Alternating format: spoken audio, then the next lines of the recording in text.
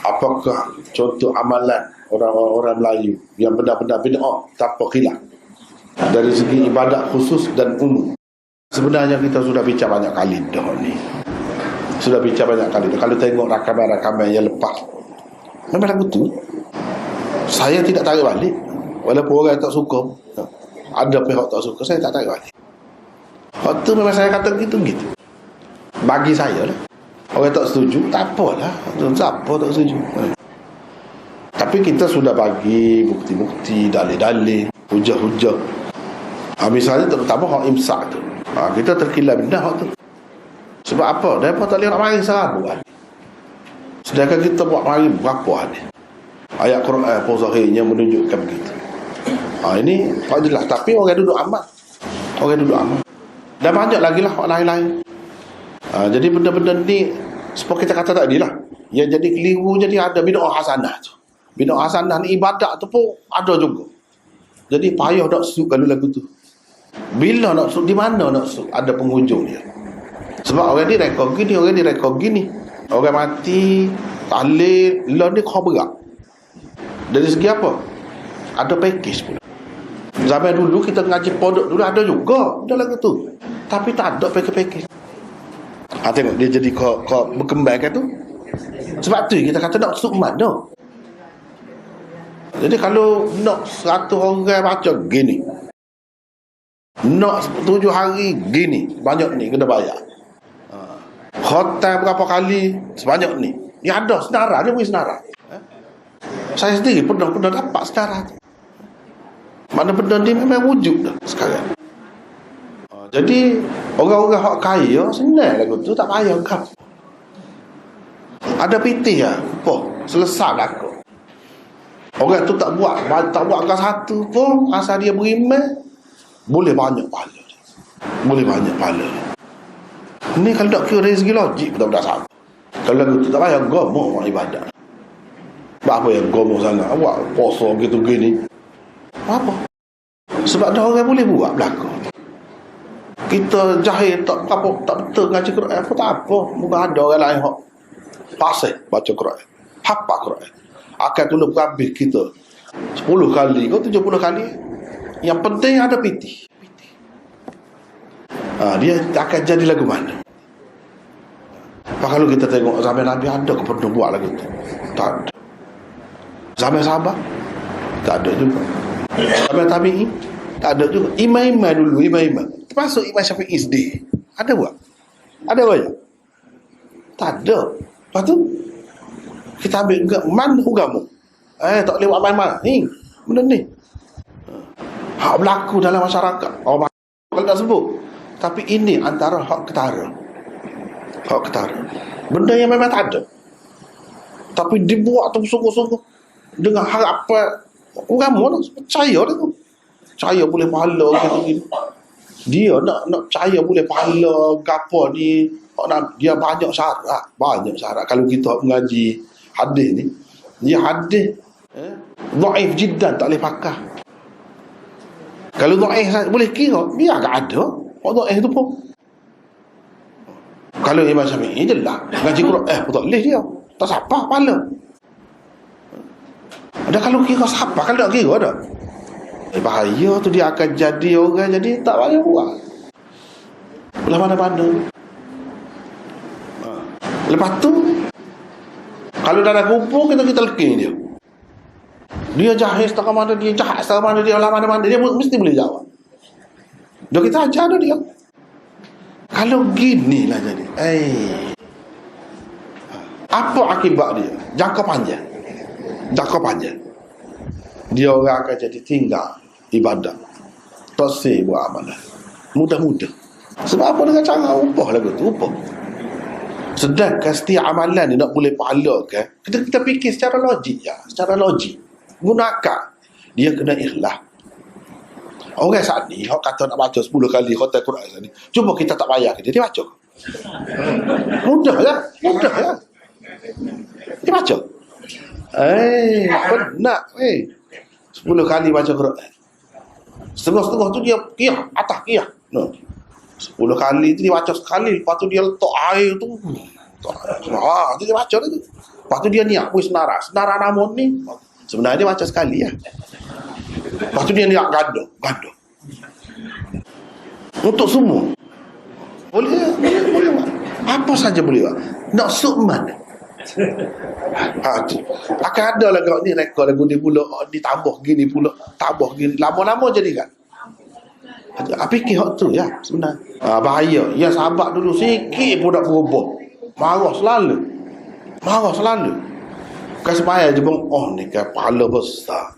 Tak rasa semaya atas masjid tu. Tu waktu. Apa gitu? Makna bagi dia besar. Kita kata tak ada benda ni remeh-temeh. Mana remeh-temeh? Sikap sahabat tu kena tengok. Takkanlah sahabat ni kada benda remeh-temeh nak katok tangan orang. Tak pernah sabar tu. Jadi benda ni asalnya memanglah nampak molek. Tapi cara. Orang kata tak ada tahlil. Kenapa tak ada tahlil? Banyak dalam hadis sebut tahlil. La ilaha illallah tu tahlil lah. La ilaha illallah wahdahu la syarika lah. Lahul mulku wa lahul hamdu. Yuhyi wa yumiit wa huwa ala kulli syai'in qadir. Tahlil lah tu. Tahlil. Kenapa bila tak ada lagu tu? Tapi dengan kaifiat yang ada. Cuba buat mari. So. Lama dah saya nak minta tu. Tak ada orang. Kalau ada saya mula-mula nak tu. Bahawa boleh ingin pahala kau orang gini. Dalam hadis Nabi buat begitu semua sahabat dia mati. Mati semua. Tak mati. Kenapa? Tak mati saja, tidak mati syahid. Mati syahid kita kata dia tinggi kan, tak payahlah. Kau mati saja pun ada. Apa dia tak ajib buat? Inilah benda-bendanya. Banyaklah lagi hak lain-lain. Sebab apa puncanya tadi lah, bid'ah hasanah. Salah guna situ punca.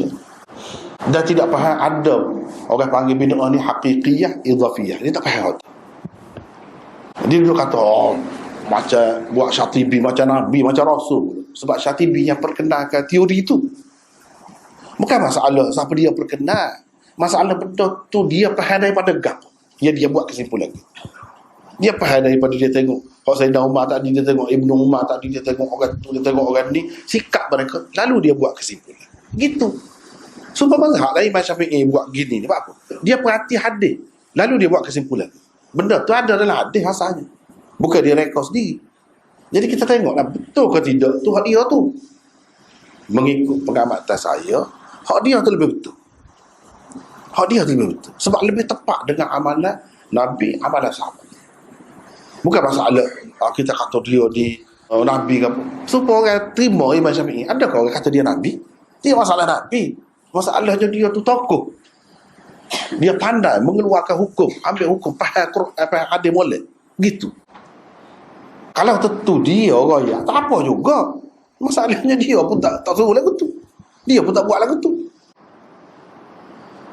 Kalau buat, mana dalil? Mana? Kadang-kadang orang dia kata demo tanya dalil, dia mengerti macam kita. Hak tak apa dah, tak erti ada. Macam mana nak tanya? Tak. Hak erti tu biarlah. Hak erti ada ni kan. Kenapa tak tunjuk? Situ masalah. Kadang-kadang benda-benda ni kan jadi sensitif. Apa tahu jadi sensitif? No. Benda kecil lah padahal. Pasal apa? Pasal menyentuh amalan, hak kebiasaan. Nanti kalau orang tahu kita duduk royak ni tak ada dalil, dia malu. Tu yang masalahnya. Masalahnya tu je. Jadi orang rapok lah, lagu mana selama ni. Tu sebenarnya. Kalau kita ikhlas agama ni kerana Allah, apa salahnya? Terimalah kalau kita silap. Kalau tak ada dalil, dia ada dalil, tak apalah. Tak mungkin kau orang manusia ni selain daripada Nabi ni silap. Tak mungkin kau. Dan kalau ada kemungkinan, apa yang kita payah sangat ni jadi gitu tu. Yang capok sangat kerana nak jaga kepentingan yang sebenar. Padahal hanya hak tu sunnah Nabi. Semaya rawatib tu. Kalau orang tak semaya di masjid kan dia tubik lah. Siapa kata gapo ke dia? Tentu dah hak sunnah tu. Tentu dah hak sunnah. Ni barang hak tertentu lah, tak tahu mana. Apa yang orang tinggal sampai tuduh macam-macam tu. Ini yang pelik berlaku, keganjilan dalam masyarakat kita ni. Satu keganjilan dia tuduh bukan-bukan. Tuduh tidak ahli sunnah dan macam-macam. Hak tu saya sendiri kena tu. Tidak ahli sunnah. Dia ingat ahli sunnah ni lagu mana? Akan tak bincang, boleh bincang secara terbuka gini. Secara terbuka, kau tertutup, kau tak kisah. Untuk kebenaran. Apa salahnya? Muka kita saudara, kayak adik-beradik belakang. Beza sana sini. Kalau kita tak betul, demo tegur. Kalau demo tak betul, kita tegur. Gitu je.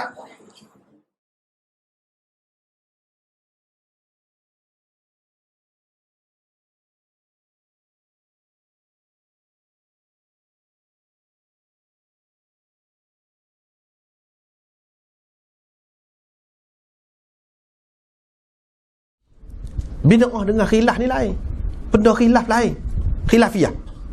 Mazhab ni kata gini, semaya tak payah kunut. Mazhab ni kata ada kunut. Mazhab ni kata sentuh dengan orang perempuan tak batal semaya. Dengan isteri pun tak batal. Hak ni kata batal semaya. Itu lain. Itu bukan bid'ah. Khilaf. Hak khilaf ni dia ada dalil. Cuma dalil tu tidak terang. Hak ni dia faham lagu ni. Hak ni dia faham lagu. Itu ada dalil. Itu lain. Bid'ah ni benda tak ada dalil. Kalau kita tanya, buat lagu ni adakah hadis? Adakah sahabat buat? Tak ada. Itu benda bid'ah. Hak ada dalil, beza pendapat, itu khilaf, kita kena hormat. Kita kena hormat.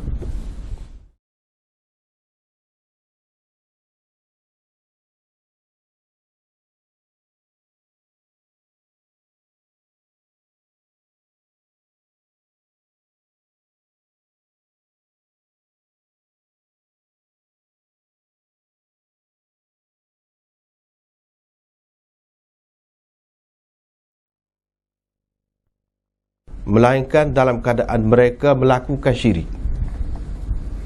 Artinya iman kepada Allah, la ilaha illallah, tidak bersih sungguh-sungguh.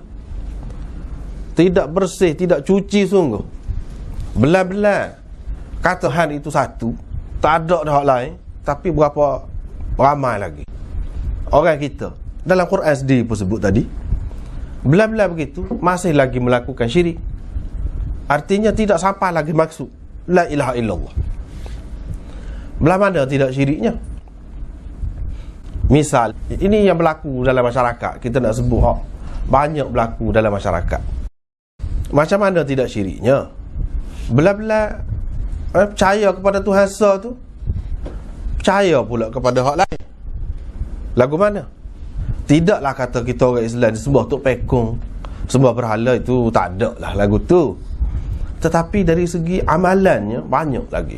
Misalnya, kalau nak bom, Tok Bomo apa kata? Buat marilah kambing, kita kena sembelih. Lepas tu kepala tu ke kita, kepala tu ke kita. Dia tak bui kepada ni orang yang sembelih ni. Ada kalanya bui kepada Tok Bomo tu lah. Dan kepala tu dia tidak makan, dia pergi letak lah mana-mana. Kita pun terima tu. Itu syirik. Itulah yang dikatakan syirik. Banyaklah yang seumpama ini berlaku dalam masyarakat. Hak orang panggil masyarakat Islam. Di tempat kita hak lagu ni masih ada lagi, walaupun tidak meluas, tidak menyeluruh sangat. Ini di tempat kita. Kalau kita tengok keluar negeri, lagi banyak. Alhamdulillah setahun ni kita ni. Kalau kita tengok luar negeri, banyaklah. Lagu mana? Pergi minta dengan orang mati dah dikubur tu. Tak syirik mana? Tapi dia semaya. Dia mengucap la ilaha illallah Muhammadur Rasulullah juga. Puasa juga. Tapi kalau nak menyelesaikan masalah, apa-apa masalah, pergi kubur. Minta dengan tuan kubur, tu wali, hak mati dikubur. Minta dengan dia. Nak anak ke, nak berjaya anak ke, nak menyelesaikan masalah ke, kekusutan fikiran, pergi situ. Berapa ramai lagu tu. Sekarang ni ada lagi setengah-setengah orang kita pergi keluar negeri benar. Pergi mana? Kubur saat ni. Nak minta sesuatu lah. Yang mana kalau kita perhatikan, Rasulullah SAW suruh kita berdoa, beristighfar untuk orang yang sudah mati dah tu.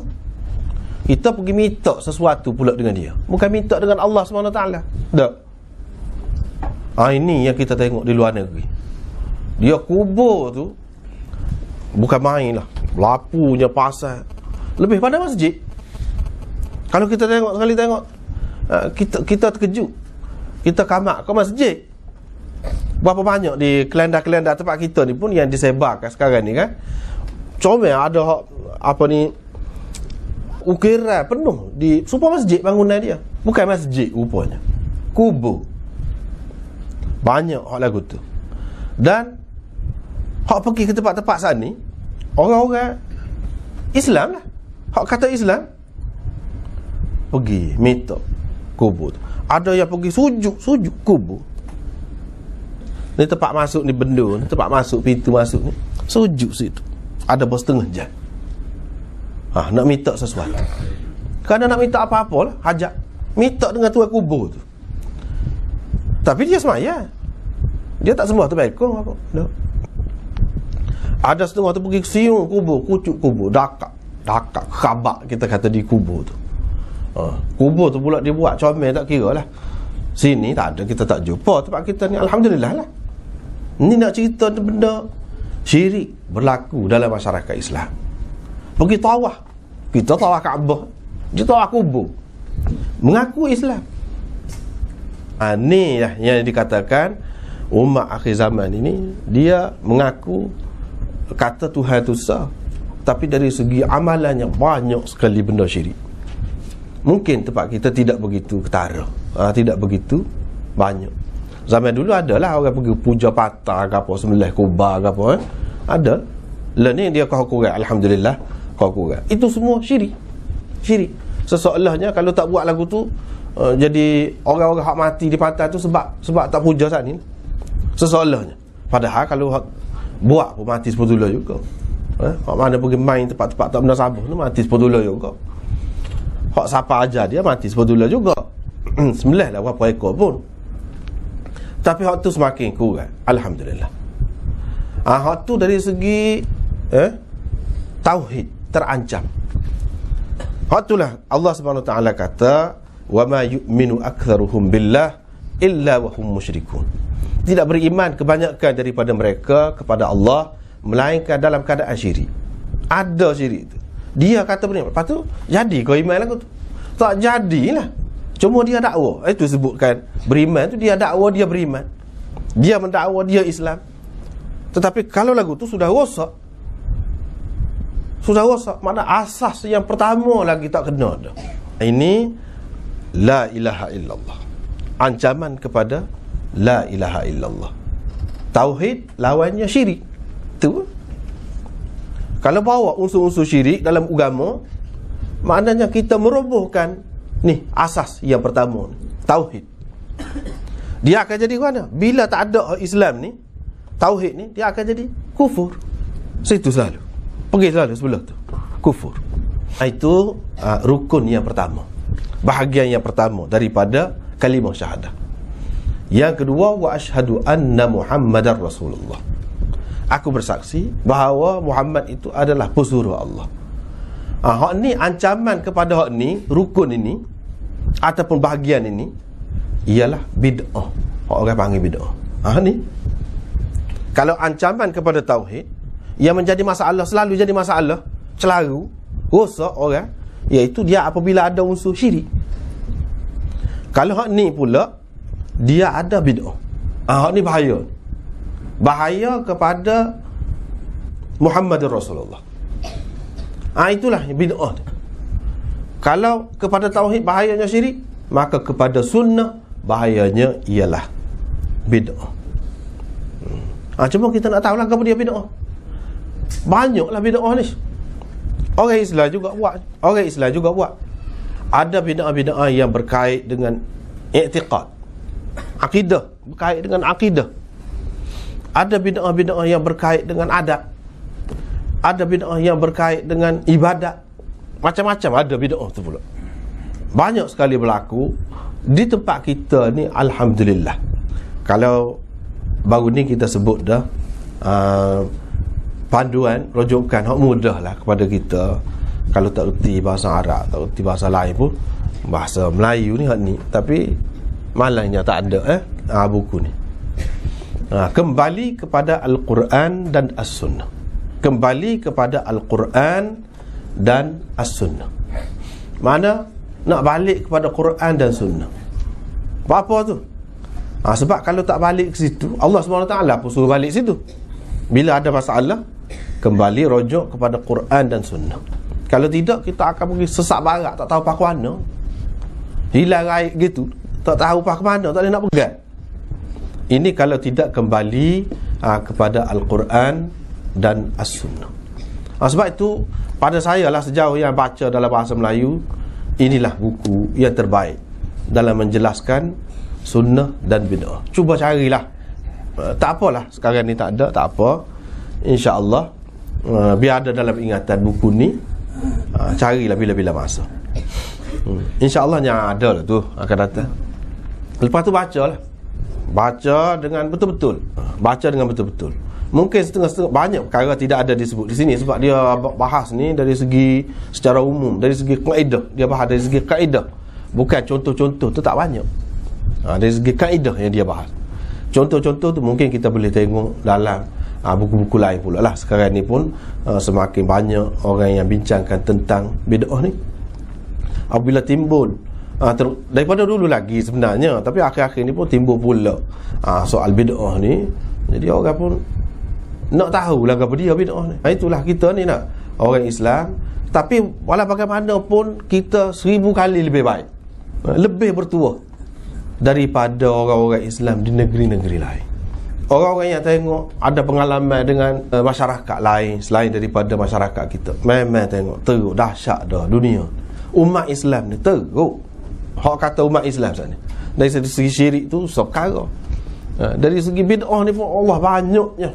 Hak orang panggil bid'ah yang dalam buku ni dan dalam buku-buku lain lagi disebut sebagai bid'ah haqiqiyah. Bid'ah sengati, bid'ah sengati dilakukan oleh mereka secara berleluasa, umum jadinya.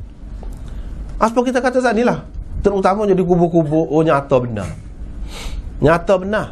Buat pergi bagi kuih gapo kubur tu wali lah biasanya.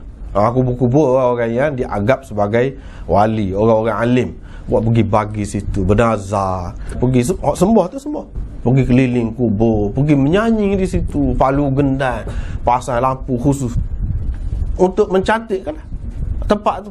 Ini biasa berlaku.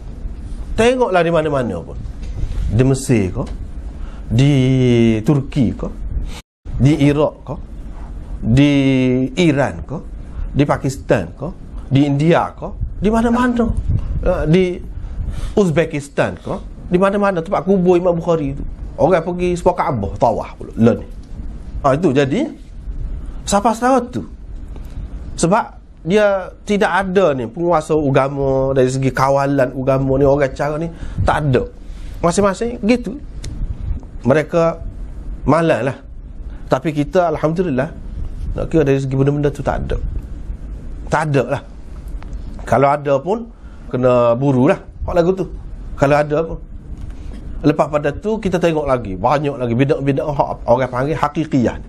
Kita kalau tak pergi ke luar negeri pun kadang-kadang tengok juga kan dalam TV tu, kalau bila berlaku kematian kau gapo kan, rambut ni orang perempuan lah terutamanya, tarik rambut, tepuk dada macam tidak Islam. Tak kabar diri rebah situ, ambil pasir cuah atas kepala, betul-betul ikut cara jahiliah lah, tanpa muka, koyak baju. Alhamdulillah kita sini kita tak nampak lagu tu. Kalau dalam rumah pun berkali jarang kita tengok. Kalau ada pun itu dalam keadaan dia secara peribadi lah, secara peribadi. Secara kumpulan sebagai ajaran tak ada dia ajar lagu tu buat apabila mati. Ni tak, memang digalakkan. Kalau tak buat lagu tu dipandang tidak mengambil berat lah tentang ibu bapa ataupun keluarga yang mati tu. Tidak sayang lah. Siapa setara tu anggapan diupah pula orang untuk buat benda tadi yang betul-betul bercanggah dengan hak Nabi SAW kata. Itu pun kita tak ada. Bid'ah haqiqiyah orang panggil. Nak mengelak daripada bid'ah lagu mana, kita kena tahu sunnah, kita kena faham sunnah. Sunnah tu hadis je lah, mana kena ngaji betul-betul hadis. faham betul-betul hadis, baru kita tidak akan terlibat dengan bid'ah. Lepas tu apa bahaya bid'ah? Ancaman terhadap orang yang melakukan bid'ah macam mana? Ada hadis-hadisnya.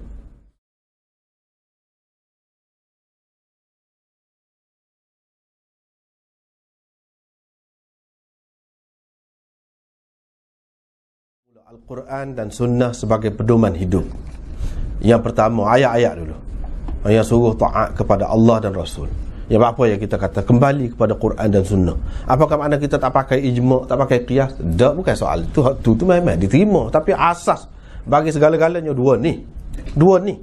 Iaitu firman Allah, a'udzubillahi minasyaitanirrajim. Ya ayyuhalladzina amanu atii'u Allah wa atii'ur rasul wa ulil amri minkum. فَإِن تَنَازَعْتُمْ فِي شَيْءٍ فَرُدُّوهُ إِلَى اللَّهِ وَالرَّسُولِ إِن كُنتُمْ تُؤْمِنُونَ بِاللَّهِ وَالْيَوْمِ الْآخِرِ ذَلِكَ خَيْرٌ وَأَحْسَنُ تَأْوِيلًا. Itu misal. Hai orang-orang yang beriman, taatlah kamu sekalian kepada Allah dan taatlah kamu sekalian kepada Rasul dan kepada orang-orang yang berkuasa di antara kamu. Maka jikalau kamu berbantahan dalam sesuatu perkara, hendaklah kamu sekalian mengembalikannya kepada Allah dan Rasul. Jika kamu sekalian beriman kepada Allah dan hari kemudian, yang demikian itu sebaik-baik dan sebagus-bagus keputusan. Lagi firman-Nya, ya ayyuhalladzina amanu atii'u Allah wa rasulahu wa la tawallau anhu wa antum tasma'un. Hai orang-orang yang beriman, taatlah kamu sekalian kepada Allah dan kepada Rasul-Nya, dan janganlah kamu berpaling daripadanya padahal kamu sekalian mendengar. Lagi firman-Nya, ya ayyuhalladzina amanu atii'u Allah wa atii'ur rasul wa la tubtilu a'malakum. Hai orang-orang yang beriman, taatlah kamu sekalian kepada Allah dan taatlah kamu sekalian kepada Rasul, dan janganlah kamu sekalian merosakkan amal-amal kebaikanmu. Lagi firman-Nya, qul atii'u Allah war rasul fa in tawallaw fa innallaha la yuhibbul kafirin.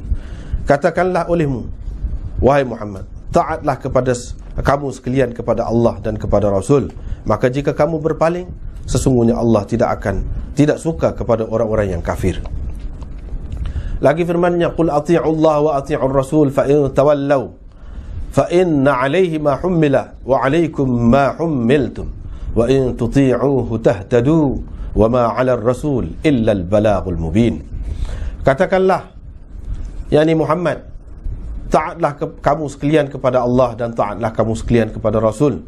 Jika kamu sekalian berpaling, maka bahawasanya atasnya itu apa-apa yang dipikul, dan atas kamu sekalian apa-apa yang dipikul.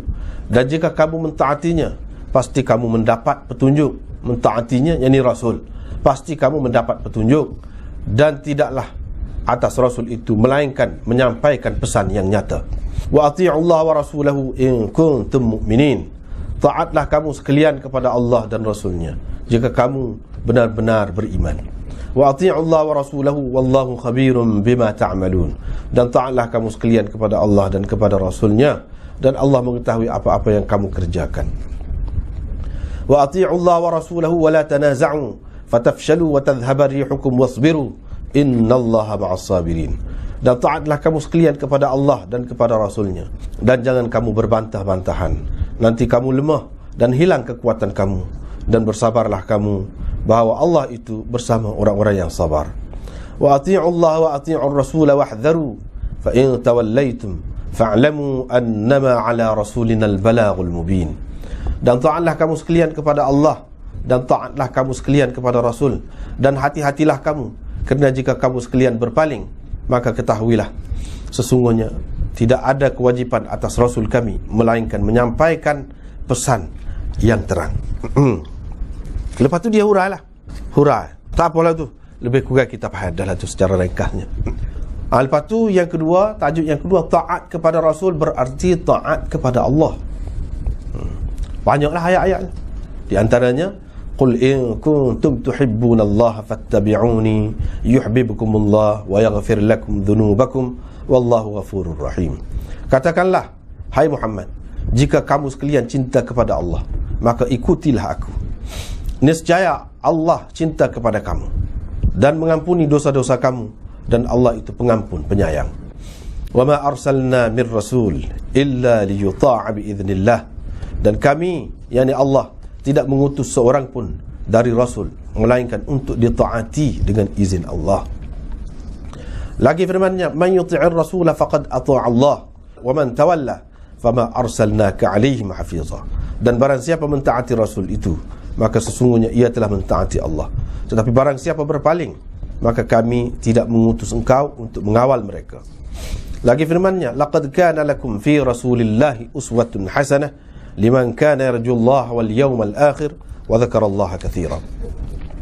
Sesungguhnya Rasulullah, yakni Muhammad itu adalah ikutan yang baik bagimu, yaitu bagi siapa-siapa yang mengharapkan ganjaran Allah dan balasan hari kemudian, dan sentiasa dia mengingat Allah. Lagi firman-Nya, wa ma ataakumur rasulu fakhudhuhu wa ma nahakum anhu fantahu wattaqullah innallaha syadidul 'iqab. Dan apa-apa yang diberikan Rasul kepada kamu sekalian, maka hendaklah kamu mengambilnya, dan apa-apa yang dilarang kamu mengerjakannya, maka hendaklah kamu menjauhinya, dan takutlah kamu kepada Allah, kerana sesungguhnya Allah itu sangat keras siksanya. Kemudian tajuk yang ketiga, Al-Quran dan Rasul. Al-Quran dasar hukum yang pertama. Semua dia mari daripada ayat Quran dulu. Sifat orang yang beriman lagu mana dan dengan Quran ini. Kebahagiaan orang yang taat kepada Allah dan Rasulnya. Orang yang taat kepada Allah dan Rasulnya macam mana kebahagiaan dia, tuah dianya. Al-Quran cukup menjadi pedoman. Ini kita tak baca sikit-sikit. Al-Quran petunjuk ke jalan yang lurus. Semua ada dalil-dalil Al-Quran di belakang. Ini berdasarkan hadis pula. Banyaklah dalil-dalilnya. Sebab saya kira dan saya harap kita semua dapat miliki buku ni sendiri, insya-Allah. Carilah juga. Jadi tak perlu baca semualah, cuma sepintas lalu saja. Taat kepada Rasul, taat kepada Rasul pula lagu mana? Berdasarkan hadis. Tadi berdasarkan Quran. Kalau nak kira Quran itu pada dah kitab Allah dan sunnah Rasul. Lah mana kedudukannya kitab Allah, yakni Al-Quran dan sunnah Rasul itu. Tidak sempurna iman seseorang jika tidak mengikut Rasul. Ini sebahagiannya kita sudah baca baru ni dalam hadis Bukhari pun. Pimpinan Muhammad Rasulullah telah cukup sempurna. Apa yang Nabi SAW ajarkan kepada kita tu sudah cukup. Sempurna dah tu. Di antaranya kita baca ni, Rasulullah SAW bersabda, ma taraktu syai'an mimma amarakumullahu bihi illa waqad amartukum bih, wa la taraktu syai'an mimma nahakumullahu anhu illa waqad nahaitukum anhu. Rasulullah SAW pernah bersabda, tidaklah saya meninggalkan sesuatu dari apa-apa yang telah Allah perintahkan kepada kamu sekalian, melainkan sesungguhnya telah saya perintahkan, dan tidaklah saya meninggalkan sesuatu dari apa-apa yang Allah larang kepada kamu sekalian, melainkan pasti telah saya larang kamu sekalian daripadanya. Riwayat daripada Ibnu Mas'ud katanya, Rasulullah SAW bersabda, ayyuhan nas, laisa min syai'in yuqarribukum ilal jannah wa yuba'idukum 'anil nar illa waqad amartukum bih, wa laisa min syai'in yuqarribukum ilan nar wa yuba'idukum 'anil jannah illa waqad nahaitukum anhu. Maksudnya, hai sekalian manusia, tidak ada dari sesuatu yang mendekatkan kamu sekalian kepada syurga dan menjauhkan kamu sekalian dari neraka, melainkan telah saya perintahkan kamu dengannya. Dan tidak ada dari sesuatu yang mendekatkan kamu sekalian kepada neraka dan menjauhkan kamu sekalian dari syurga, melainkan pasti telah saya cegah kamu sekalian daripadanya. Hak lain-lain pun lebih kuat tu juga. Maknanya Nabi SAW cerita belakang dah. Hukum Rasulullah berarti hukum Allah. Ini berdasarkan hadis pula. Lepas tu dia bahas tentang tingkatan sunnah Rasul. Ada banyak peringkat. Lepas tu sunnah dan bid'ah. Sini baru bahasa tu. Sunnah dan bid'ah. Sunnah dan bid'ah. Jadi asas dia kalau dalam hadis banyak sangatlah. Dalam Quran pun ada juga. Misalnya warahbaniyatan ibtada'uha ma katabnaha alaihim illa ibtigha' ridwanillah. Itu adalah asas tentang cerita bid'ah dalam Quran. Di antara hadisnya yaitu Nabi SAW bersabda, usikum bitaqwallah was-sam'i wat-ta'ah wa in kana habasyian fa innahu man ya'ish minkum ba'di fasayara ikhtilafan katsira fa 'alaykum bi sunnati wa sunnati al-khulafa'ir rasyidin al-mahdiyyin fatamassaku biha wa 'addu 'alayha bin nawajidh wa iyyakum wa muhdatsatil umur fa inna kulla muhdatsatin bid'ah wa kulla bid'atin dhalalah. Dalam riwayat yang lain ada disebutkan, qad taraktukum 'ala al-bayda lailuha kanahariha la yazighu 'anha ba'di illa halik wa man ya'ish minkum fasayara ikhtilafan katsira fa'alaykum bima 'araftum min sunnati 'addu 'alayha bin nawajidh. Maksudnya, Rasulullah sallallahu alaihi wasallam pernah bersabda, saya berpesan kepada kamu sekalian, hendaklah kamu takut kepada Allah dan dengarkan serta patuh, sekalipun kepada bangsa Habash, yakni kalau dia menjadi pemerintah lah, kerana sesungguhnya orang yang hidup antara kamu sekalian di kemudian aku, dia kata, yakni selepas, maka akan melihat perselisihan yang banyak. Maka dari itu hendaklah kamu sekalian berpegang pada sunnahku dan sunnah para khalifah yang menetapi petunjuk yang benar. Hendaklah kamu pegang teguh akan dia, dan kamu gigitlah dengan geraham-geraham, dan kamu jauhilah akan perkara-perkara yang baru diada-adakan, kerana sesungguhnya semua perkara yang baru diadakan itu bid'ah, dan semua bid'ah itu sesat. Hadis riwayat Ahmad dan lain-lain lagi. Di riwayat yang lain, Irbad juga meriwayatkan, Rasulullah sallallahu alaihi wasallam bersabda, sesungguhnya aku meninggalkan kepada kamu sekalian atas putih, malamnya seperti siangnya, tidak menyimpang daripadanya, kemudian aku nanti melainkan pasti binasa, dan orang yang hidup antara kamu nanti akan melihat perselisihan yang banyak. Maka dari itu hendaklah kamu sekalian memegang apa-apa yang telah kamu ketahui daripada sunnahku, kamu gigitlah dia dengan geraham-geraham. Banyaklah yang seumpama ini yang menyebutkan hadis-hadis lagu ni banyak. Itu bahaya meninggalkan sunnah Rasul pula. Bila meninggalkan sunnah Rasul, dia akan buat hak bid'ah lah. Bahayanya. Di antaranya ni hadis Aisyah. Beliau berkata, Rasulullah sallallahu alaihi wasallam bersabda, sittatun la'antuhum wa la'anahumullah wa kullu nabiyyin mujab, az-zaidu fi kitabillah wal mukadzdzib biqadarillah wal mutasallit bil jabarut fayu'izzu bidzalika man adalla Allah wa yudhillu man a'azza Allah wal mustahillu li haramillah wal mustahillu min 'itrati ma harrama Allah wat tariku li sunnati. 6 macam orang yang saya mengutuk mereka dan Allah mengutuk mereka juga, padahal tiap-tiap nabi itu diperkenankan permohonannya, dan nabi-nabi lah maksudnya yang diperkenankan doa itu semua kutuk belaka. Yang pertama, orang yang menambahi kitab Allah, orang yang mendustakan ketentuan Allah, orang yang mengalah kepada pemerintah yang sombong kejam, lalu dengan itu ia memuliakan orang yang direndahkan Allah dan merendahkan orang yang dimuliakan Allah, orang yang menghalalkan larangan Allah, orang yang menghalalkan daripada keturunan saya yang Allah haramkan, dan orang yang meninggalkan sunnah saya. Riwayat daripada Jabir, Nabi sallallahu alaihi wasallam bersabda, bu'ithu bil hanifiyyati samhah wa man khalafa sunnati falaysa minni. Aku dibangkitkan, diutus dengan agama yang lurus lagi ringan, dan barang siapa menyalahi sunnahku, maka bukanlah ia daripada umatku. Banyaklah yang hadis-hadis seumpama ini, banyak. Man raghiba an sunnati falaysa minni, yang seumpama ini banyak sekali hadisnya. Ini bahaya bid'ah bagi umat Islam, hadis-hadisnya. Ni nak baca. Riwayat daripada Rasulullah sallallahu alaihi wasallam, baginda bersabda, ma ahdatha qaumun bid'atan illa rufi'a mithluha minas sunnah fatamassukum bi sunnatin khairum min ihdathi bid'ah. Rawahu Ahmad. Rasulullah sallallahu alaihi wasallam bersabda, tidak mengada-gadakan suatu kaum akan suatu bid'ah, melainkan diangkatlah semisalnya daripada sunnah, maka berpegang dengan sunnah itu lebih baik daripada mengada-gadakan bid'ah. Lagi ada riwayat lagi, dia berkata, Rasulullah sallallahu alaihi wasallam bersabda, ma min ummatin ibtada'at ba'da nabiyha fi diniha bid'atan illa adha'at mithlaha minas sunnah.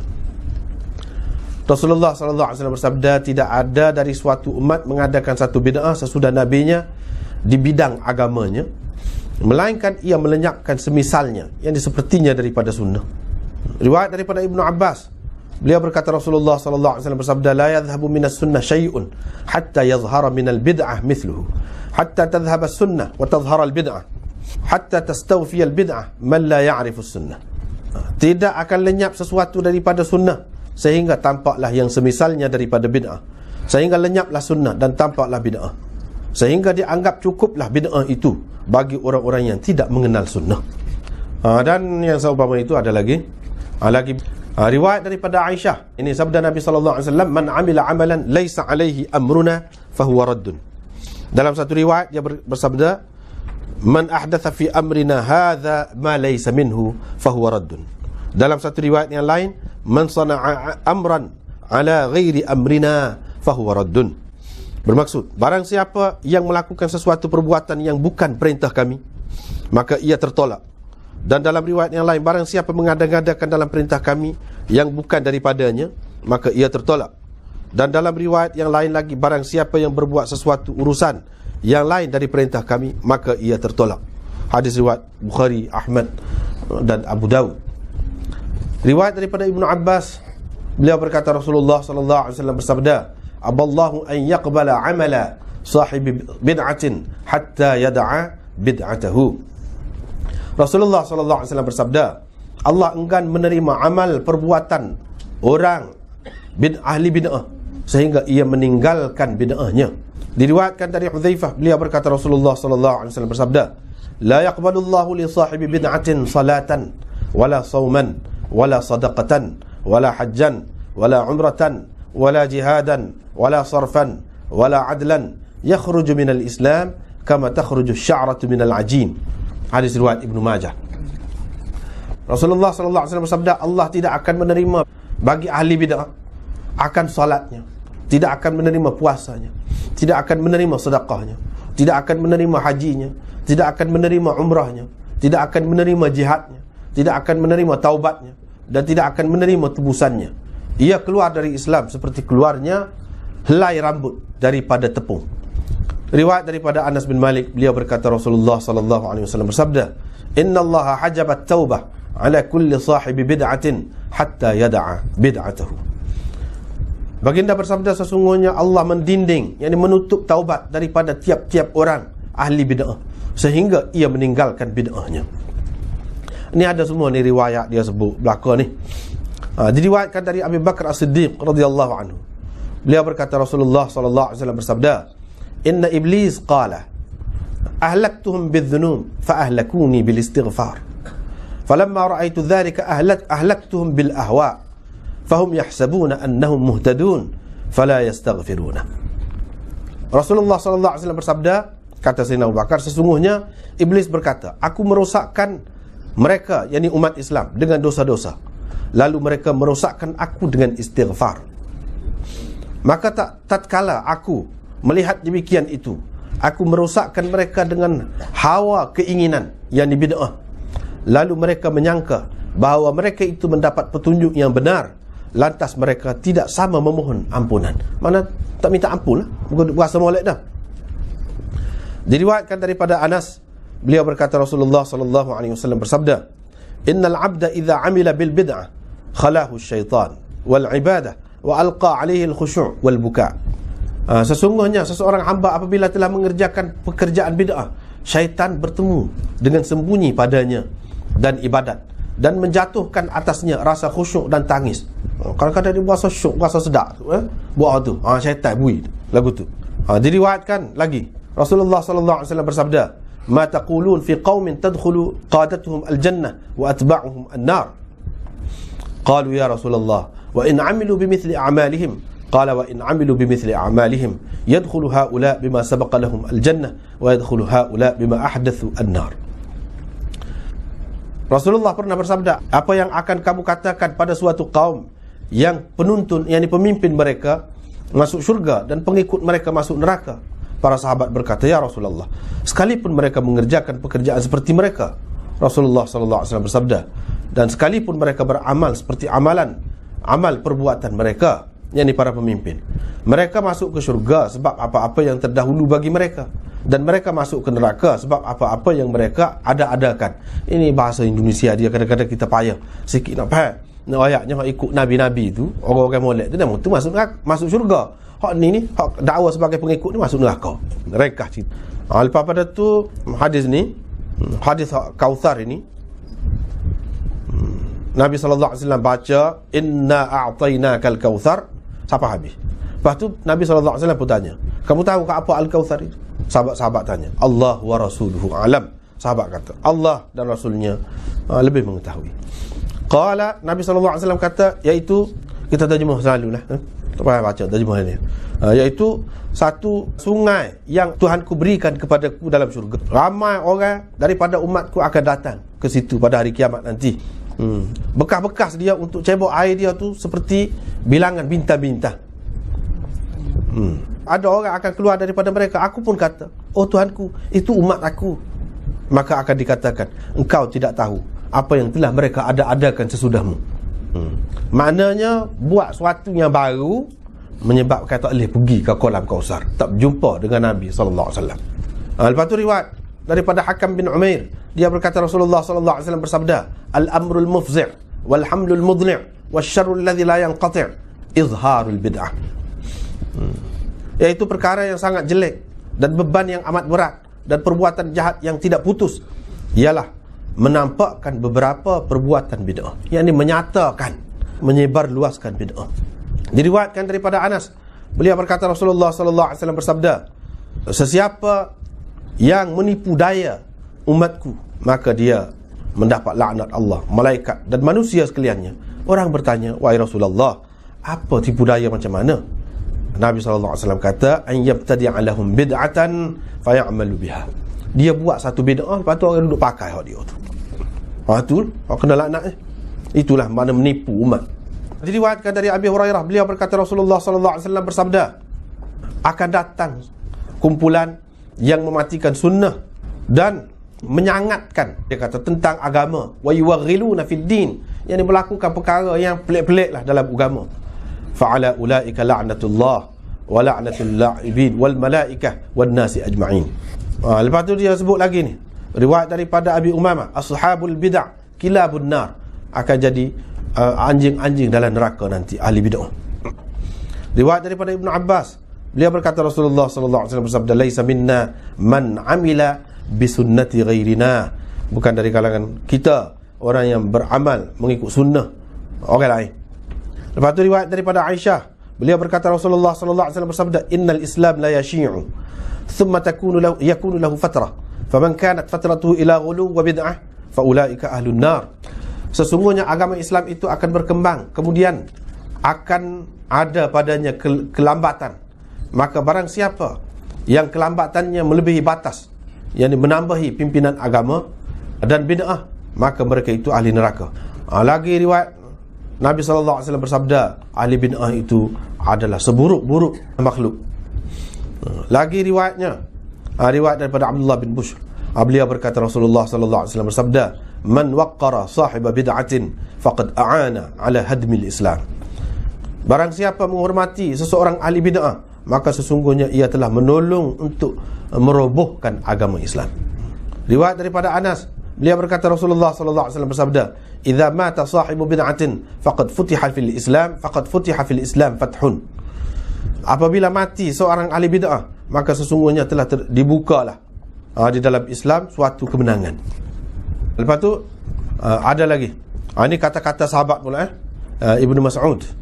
Kata-kata Ibnu Mas'ud, Allah tidak menerima sesuatu ucapan melainkan dengan amalan, tidak menerima sesuatu amalan melainkan dengan niat, dan tidak menerima sesuatu ucapan dan amalan dan niat melainkan yang menepati Al-Quran dan Sunnah.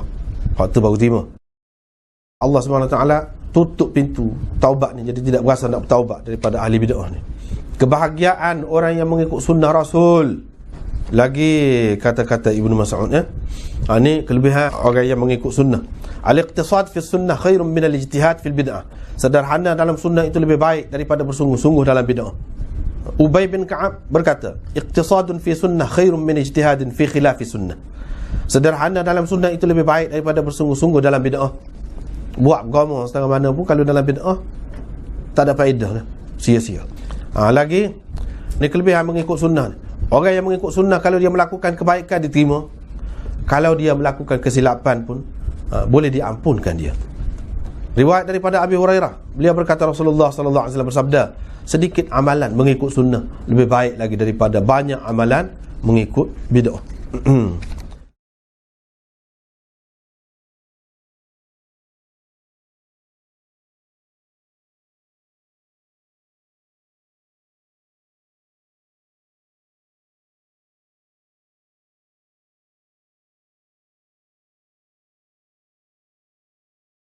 Ulama bahagi ulama bahagi hak tadi bid'ah tadi ayat dah bid'ah ni lagu mana tak moleknya dalam hadis pun ada sebut banyak dah. Bid'ah mana? Ada berapa bahagian bid'ah ni? Semua bid'ah lagu tu ke? Tu benar. Jadi kalau kita tengok hak disepakati oleh ulama semua kata belah mana-mana pun kata gitulah. Di mana-mana pun kalau hak bid'ah hakikiyah, sembah kubur, pergi tawaf kubur, dakak kubur, minta dengan tuan kubur, tu bukan setakat bid'ah sajalah. Selain daripada bid'ah syirik pula.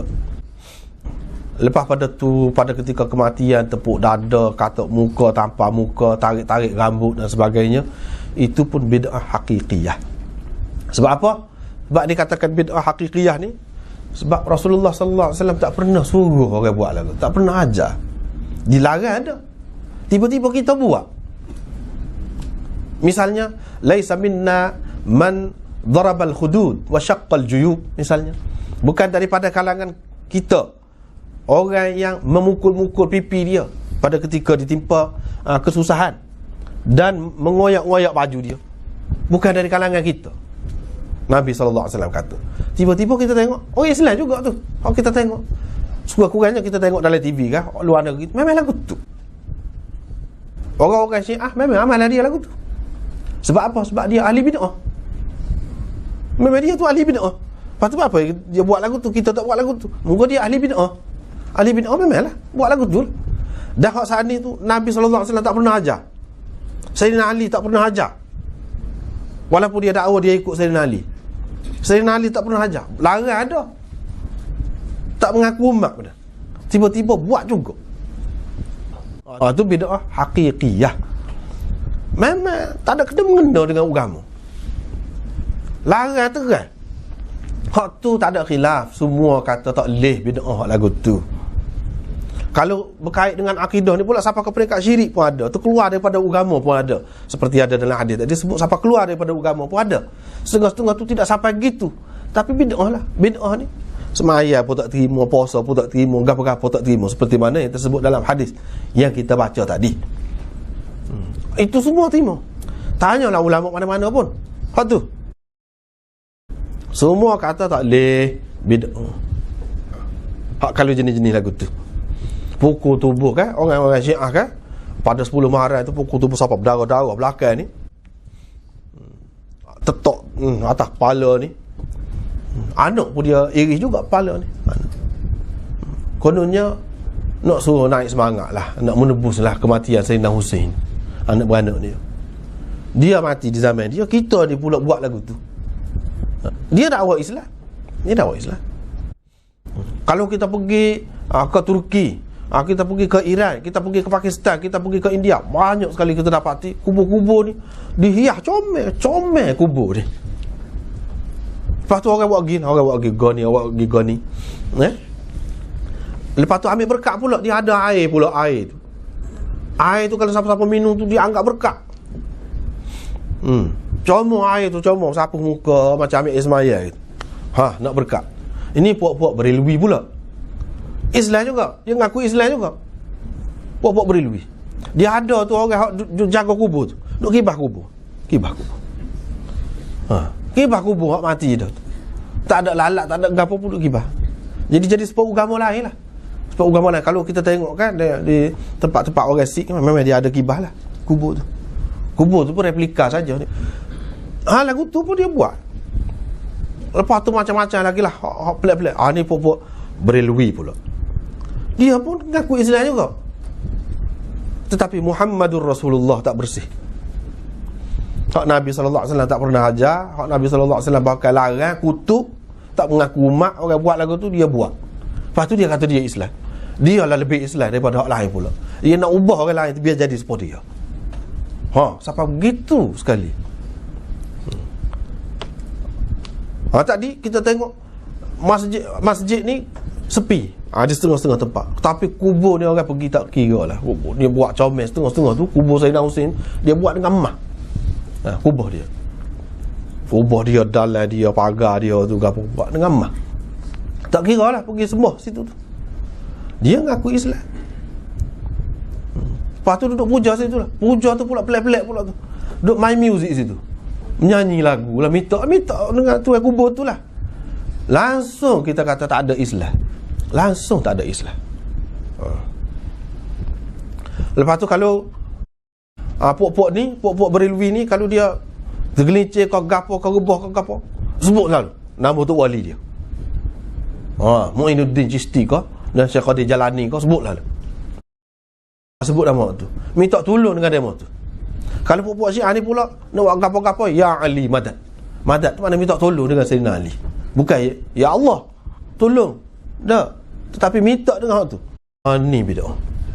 Hak ni semua tak ada khilaf ni. Semua kata hak ni sesat. Hak ni masuk neraka. Jelas. Semua kata lagu tu. Tanyalah ulama mana-mana pun, tak ada selisih, tak ada keliru hak ni. Ini orang panggil bid'ah haqiqiyah. Kena ingat. Bid'ah haqiqiyah. Oleh kerana hak ni dalam masyarakat kita ni tidak umum dan tidak berlaku sangat. Walaupun berlaku di tempat lain memang meluas. Seperti kata sana lah. Tetapi kita tidak nak tekan hak tu lah hari ni. Jadi kita nak bincang tentang satu lagi bid'ah yang mana ramai orang keliru. Hak ni jadi masalah. Tempat kita pun masih ada lagi. Dan kita pun terlibat lagi. Nak cerita ni. Hak ni bid'ah apa orang panggil? Bid'ah idhafiyah. Bid'ah idhafiyah ni lagu mana? Mana pada dasarnya, pada asasnya benda tu tidak salah. Memang Nabi SAW ajar pun. Tetapi kita buat dengan cara-cara kita sendiri. Dengan cara-cara kita sendiri. Kita mana-manda lah, kita kata. Kita mana-manda. Nabi SAW kata gini, kita buat juga benda tu, tapi kita buat dengan cara kita.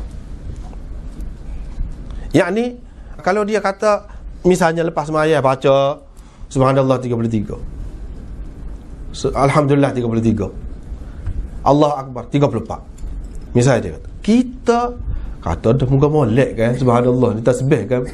Tasbih ni hak malaikat duduk buat tasbih ni. Nabi SAW sendiri pun tasbih, dia selalu tasbih. Tetapi kita buat lepas sembahyang, kita kata dah molek, kita buat 100%. Kita buat 100%. Bapanya alah ketambah, alah kelebih tu, alah kemolek kita kata. Tu sudah jadi bid'ah idhafiyah. Kalau nak bahas panjang ni, misalnya dalam kitab ni banyak lagi kitab-kitab yang lain, Usulus Sunnah li Raddil Bid'ah. Kepada orang reti bahasa Arab, bacalah buku ni. Dalam ni dia ayat tentang kaedah pembahagian bid'ah ni berapa banyak. Panjanglah ceritanya. Kita nak ayat hak ringkas, paling ringkas ni. Hak paling ringkasnya hak sani. Bid'ah idhafiyah ni yang banyak berlaku dalam masyarakat kita, dan kita tak sedar ni. Kita duk ingat kau ni tak apa ni. Pasal apa? Pasal benda molek. Benda molek. Ini masalah.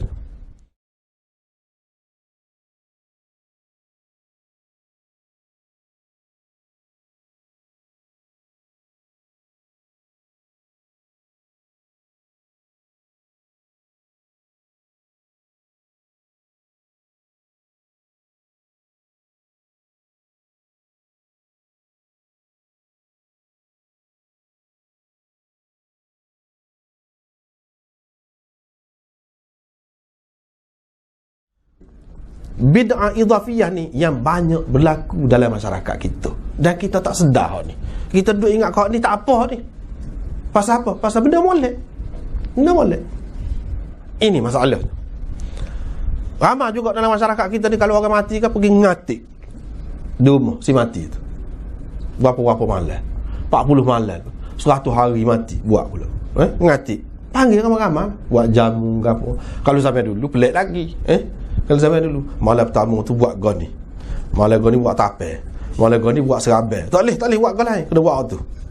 Ni biasa dalam masyarakat kita. Lepas ngatik tak molek kau, dia kata ngatik tak molek kau. Apa yang tak boleh? Apa bid'ah? Hak bid'ah ni sepuluh takdi. Sepuluh takdi hak katok-katok pala ke apa, hak rabuk-rabuk rambut tu. Tu hak bid'ahnya. Sinilah yang jadi masalah. Hak ni dia tidak faham sebagai bid'ah. Ramai di antara masyarakat kita ni bukan orang biasa, orang alim pun, dia duduk kata tidak bid'ah benda ni. Situlah yang jadi kekeliruannya. Sebab dia kata muka la ilaha illallah tu kan bagus. Apa salahnya kalau kita buat situ? Masalahnya gini. Tadi kita sudah baca dah hadis, dan banyak sangat hadis. sesuatu benda ni baru jadi Tuhan terima apabila kita buat mengikut sunnah. Cuba kita baca dalam kitab hadis. Nak tahu sunnah ni, kita hadis lah.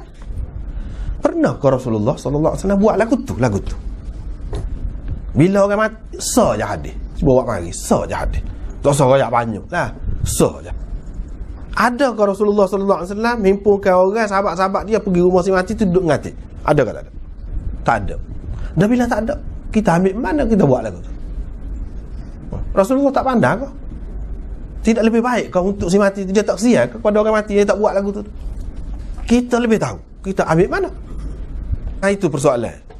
Lepas tu setengah orang kata, dia kata tak apa tu kita boleh ubah suai. Ubah suai hak tu. Kita kata tak boleh ubah suai ni. Kalau doktor, doktor cukup baik. Kita pun pesakit ni kalau hak cerdik, dia kena ikut doktor royak tu. Ni ubat darah tinggi. Pak cik makanlah ubat ni. Sekali makan 2 butir 3 kali sehari misalnya tak apa makan.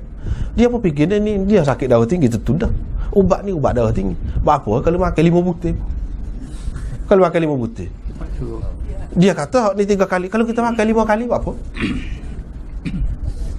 Makan tak tahu. Makan. Kalau benda jenis ubat tu kita mudah faham kan? Mudah faham. Hal lagu tu lah juga sunnah ni pun. Sebab itulah dalam kitab ni dia sebut banyak perkara lah. Banyak perkara Hak sebut mana hak tak kena saat ni. Apabila buat tak jadi apa, bahkan bahaya pula kepada diri sendiri. Lagu tu lah juga ada. Kita tak boleh mana-mana. Orang yang menentukan itu dia tak tahu ke?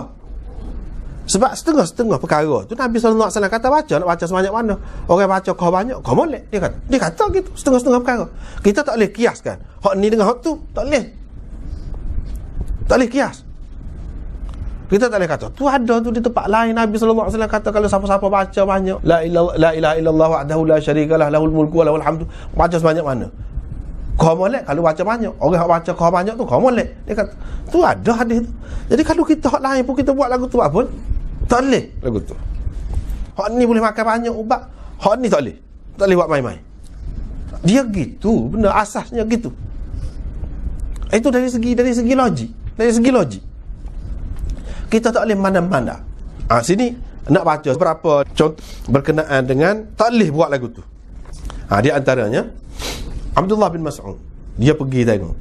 Dia pergi, orang ajak dia pergi tengok orang duk buat masjid gab dia ni. Dia pun pergi. Hak tu baca Allah Akbar 100 kali. Duduk lekong. Hak tu baca la ilaha illallah 100 kali. Hak tu baca subhanallah 100 kali. Lepas tu dia ambil anak batu pekong. Bilal nak duk kira lah cukup kau 100 orang tu. Ibnu Mas'ud pun pergi. Dia kata ke dia, kamu duk Bilal ke dia tu? Kamu duk Bilal dosa kamu, kata dia. Bilal dosa kamu. Lepas tu dia kata Bilal dosa kamu. Aku jamin, kata dia, bahawa kebaikan kamu tidak akan hilang kalau ada hak kebaikan. Wahai hakum, kata dia, umat Muhammad, ma asra'a halakatakum, alangkah cepatnya kamu binasa, kata dia. Ni sahabat-sahabat ramai lagi ada ni. Pakaian Nabi SAW tak rosak lagi ni. Masih ada lagi ni. Bekas-bekas dia pun ada lagi, tak pecah lagi. Kamu nak buka pintu kesesatan ke dalam masyarakat dengan buat lagu saat ni? Padahal kita kata dia nak baca geria la ilaha illallah, subhanallah, tidak buat benda lain. Benda ni benda hak Nabi SAW kata molek, dalam Quran kata molek. Tetapi cara tu duduk lagu tu, pernah ke Nabi SAW buat lagu tu supaya dia buat? Tak ada. Bila tak sesuai dengan cara, serupa dengan cara Nabi SAW, Ibnu Mas'ud kata ni buka pintu kesesatan. Dalam riwayat yang lain Ibnu Mas'ud kata, demi Allah yang tidak ada Tuhan selain daripada dia, laqad ji'tum bi bid'atin zalma au laqad fuqtum ala ashabi Muhammad sallallahu alaihi wasallam. Kamu telah melakukan satu bid'ah yang gelap ni, kata dia, buat kerja lagu ni. Ataupun kamu telah berasa kamu lebih daripada sahabat-sahabat Nabi. Berasa gitu ke? Ini kata-kata dia. Dalam riwayat yang lain disebutkan bila orang cerita kepada Ibnu Mas'ud, dia pun pergi dengan tudung muka dia tak sibuk orang nampak lah. Lepas bila siapa sana, dia pun kata, siapa kenal aku, kenal lah. Hak mana tak kenal aku ni Abdullah bin Mas'ud. Kamu tahu kan bahawa tidak ada petunjuk lebih baik daripada petunjuk Muhammad sallallahu alaihi wasallam. Kamu telah melakukan bid'ah yang besar ni, ataupun kamu berasa kamu telah melebihi sahabat-sahabat Muhammad sallallahu alaihi wasallam.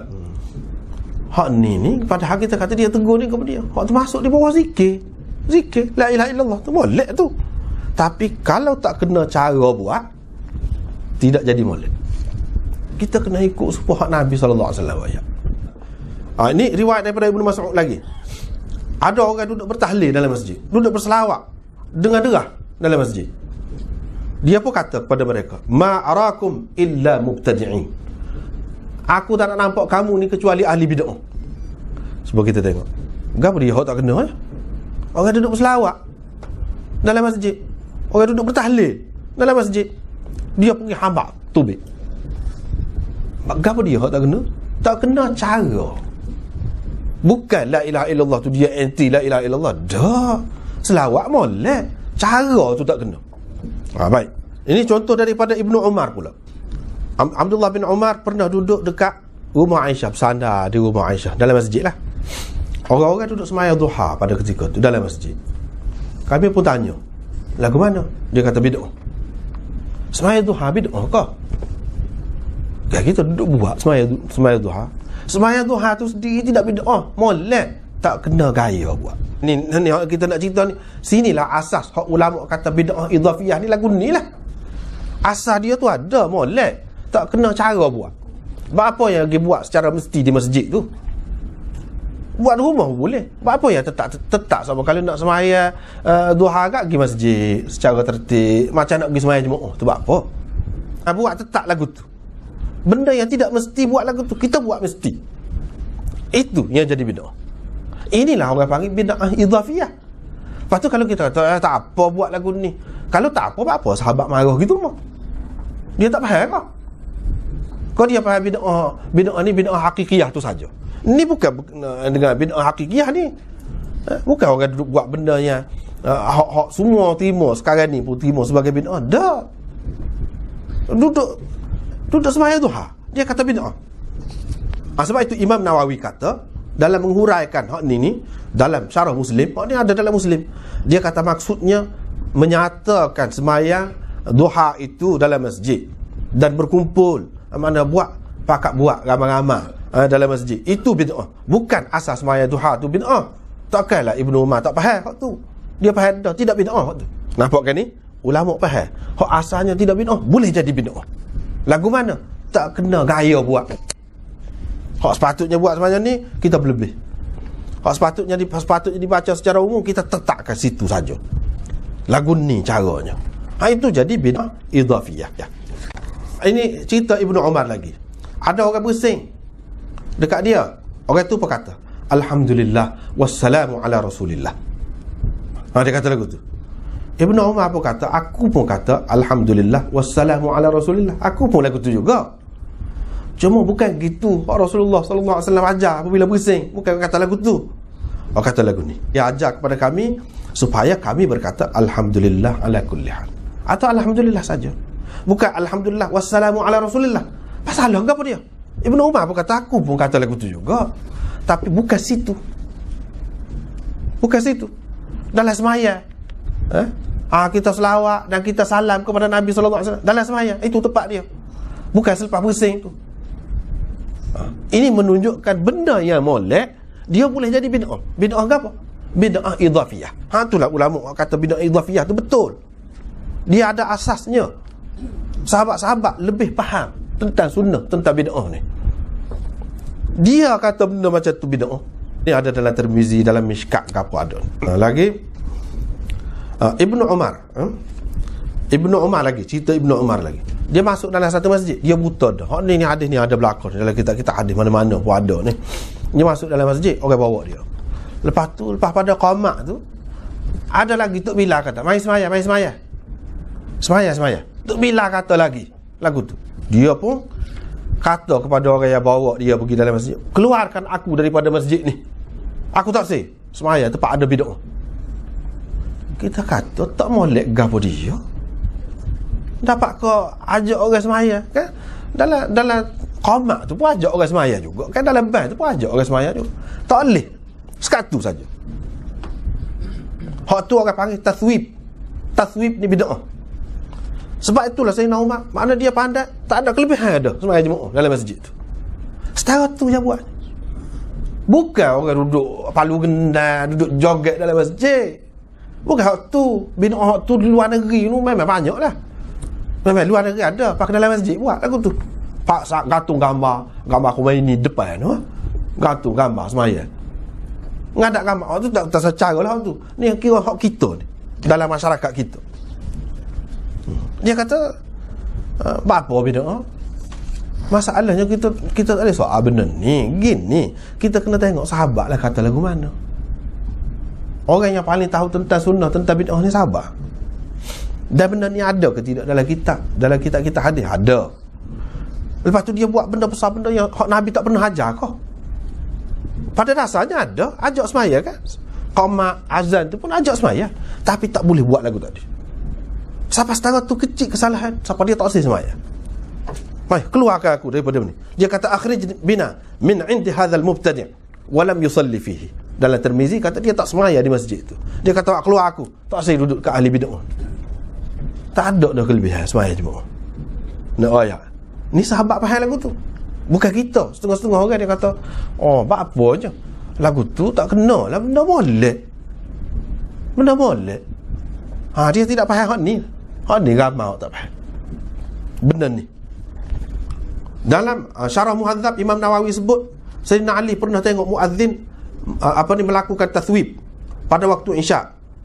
Dia kata, buat keluar, ambak tubik, kata dia, daripada masjid tu. Dia tak bui orang kata lagu tu dalam masjid. Sayyidina Ali suruh buat tubik, hambak daripada masjid. Kita kata, gapa dia besarnya? Tak boleh. Inilah benda yang kita nak faham. Bid'ah tu gapa dia? Dia akan jadi tidak tulen sunnah yang kita ikut. Seperti mana kalau tauhid kan ada unsur syirik. Hak ni tidak ikut sunnah sengati. Mengaku Muhammadur Rasulullah, tetapi tidak ikut Rasulullah sengati. Pernah satu kali pula ni Sayyidina Ali pula. Ada seorang pada hari raya dia nak semaya sebelum semaya raya. Dia nak semaya sunat. Ali pun larang dia.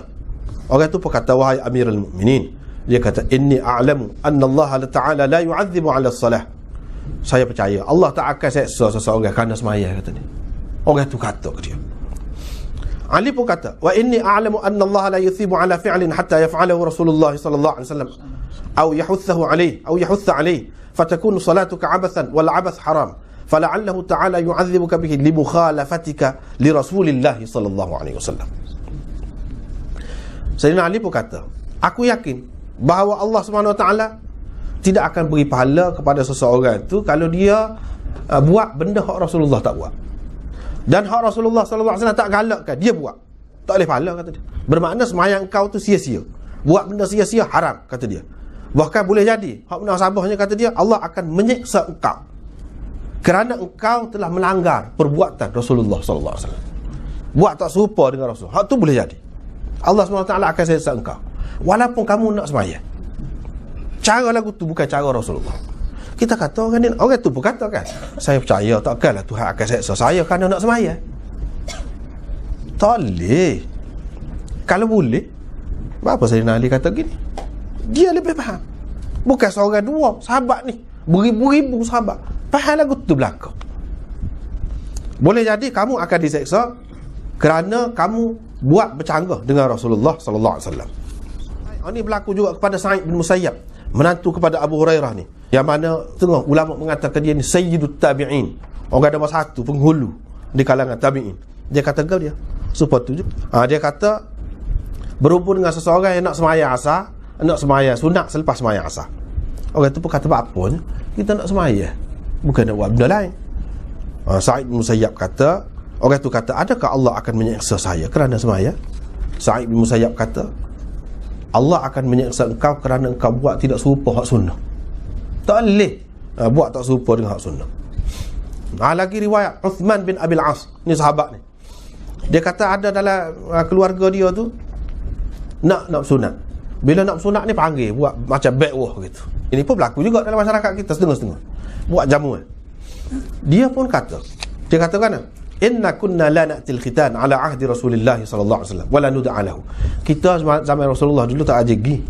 Kalau orang buat kenduri kerana bersunat apa tak ajegi. Dan tidak pernah dijemput pun. Maknanya tak ada di zaman Nabi, tak boleh kita nak buat. Dengan anggapan ada kelebihan, ada pahala, ada kebajikan, tak boleh. Tak boleh lagu tu. Satu lagi riwayat Abdul Rahman, adik-beradik kepada Sayyidatina Aisyah, lama dia tak boleh anak. Bila boleh anak lelaki, maka dalam keluarga ramai-ramai tu pasal suka sangat kan, sekali ni kita nak melih unta, kata dia. Hak sunnahnya Nabi SAW kata kalau perempuan seekor kambing, kalau lelaki 2 ekor kan. Dak di demon ni kata kita sembelih unta lah sekali ni. Apa Aisyah kata? Aisyah kata gapo dia? La bali sunnah afdal anil ghulam syatan mukafiatan wa anil jariyah syatun. Sunnah hak tu hak lebih baik, kata dia. Kalau anak lelaki 2 ekor kambing yang sempurna, dan kalau anak perempuan 1 ekor, dia tak bui. Kita kata apa ya, kalau kita buat lebih banyak kan, boleh makan ramai, boleh kebajikan lebih banyak lagi, dan orang boleh makan. Tak boleh lagu tu. Bukan makna kita tak boleh baik besar, tidak. Tetapi hak ni kalau kita nak buat sunnah, ikut hak ni. Hak ni hak rasminya. Hak lain tu tambah baik segula sajalah. Kita kata nak makan-makan gitu. Tetapi kalau nak tukar, tak boleh. Tukar tak boleh. Tak boleh nak tukar. Lepas tu banyak lagi lah hak lain-lain yang seumpama ini, banyak sekali dalam riwayat-riwayat hadis dan sahabat-sahabat semua faham. Jelas benda dia. Tapi orang kita ramai tak faham. Malangnya orang-orang ngaji berkata-kata dia keliru lagi. Dia tak saya terima bid'ah idhafiyah ni sebagai suatu yang tak molek, yang tak boleh diterima dalam Islam. Sedangkan sahabat-sahabat saat ini contoh saja yang kita baca, banyak lagi yang lain. Sahabat-sahabat apa benda lagu tu tak boleh terima. Ini menunjukkan bid'ah idhafiyah ni tak boleh juga. Bukan bid'ah hakikiyah saja tak boleh. Bid'ah idhafiyah pun salah juga. Sebab apa? Dia akan menukar rupa agama tu.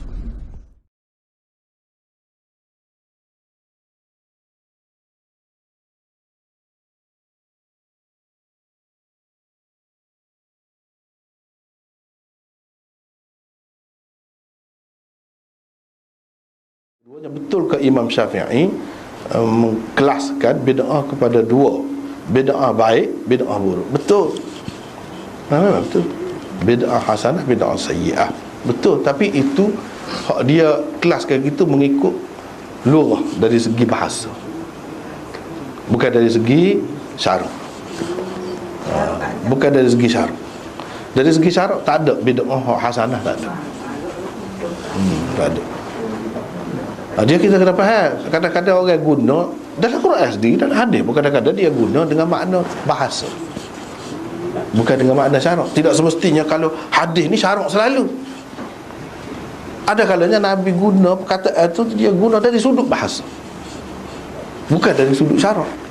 Kalau dari sudut syarak tu baru jadi hukumnya. Misalnya perkataan solat, dari sudut syarak mana semaya kita nak buat. Dari sudut bahasa tidak semesti sembahyang. Doa boleh. Kuda yang berlari alik belakang itu musalli, orang panggil.